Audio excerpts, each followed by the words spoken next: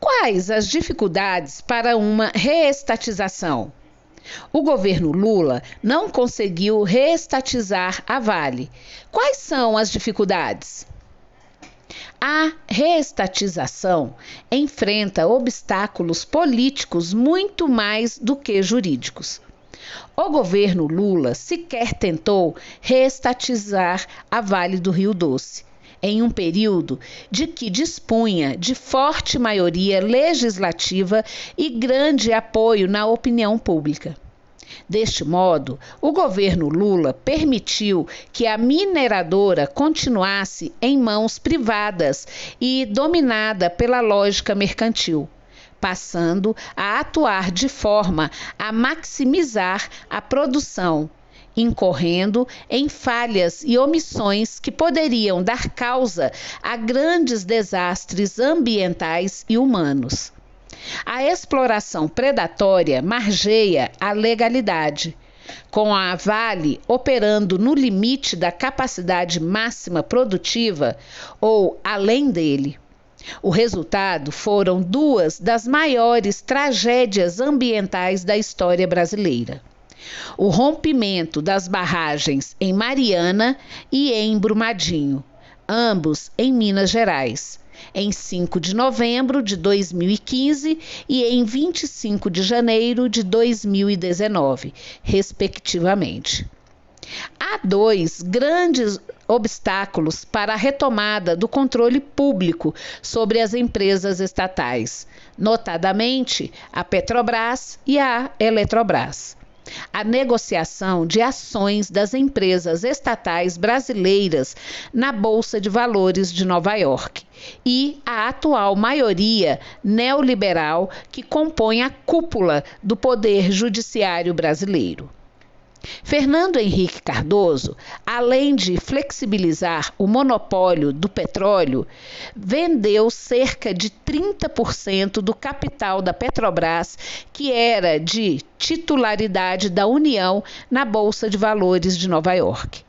O resultado foi a ampliação dos interesses dos acionistas privados, em sua grande maioria estrangeiros, na gestão da empresa, além da sua submissão às leis e regras do mercado de capitais estadunidense, propiciando a interferência dos interesses dos Estados Unidos diretamente na Petrobras, seja por intermédio do órgão regulador do mercado de capitais, seja por ações judiciais interpostas pelos acionistas minoritários privados na justiça estadunidense, que geraram vultuosas indenizações a partir da Operação Lava Jato.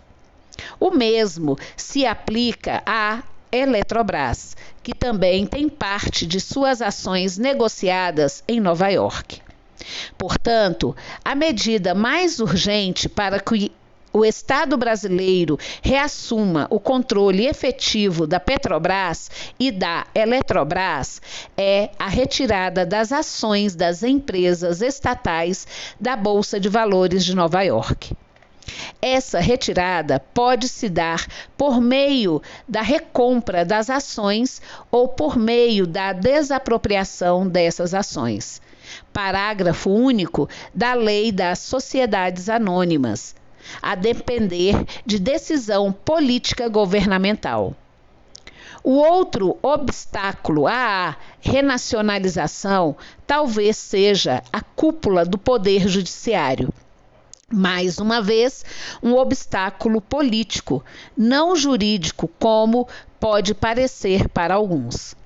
O processo de interferência do Poder Judiciário brasileiro na política nacional é um fenômeno mais amplo e mais profundo, vinculado à estrutura da Constituição de 1988 e à atuação do sistema político nacional.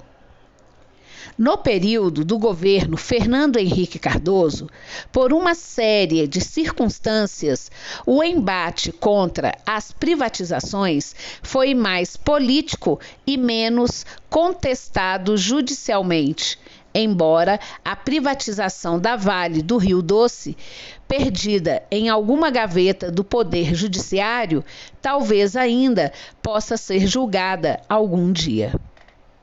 Já em relação às privatizações dos governos Temer e Bolsonaro, houve, equivocadamente, em minha opinião, uma maior judicialização e há uma maior circunstancial no STF a favor de pautas neoliberais.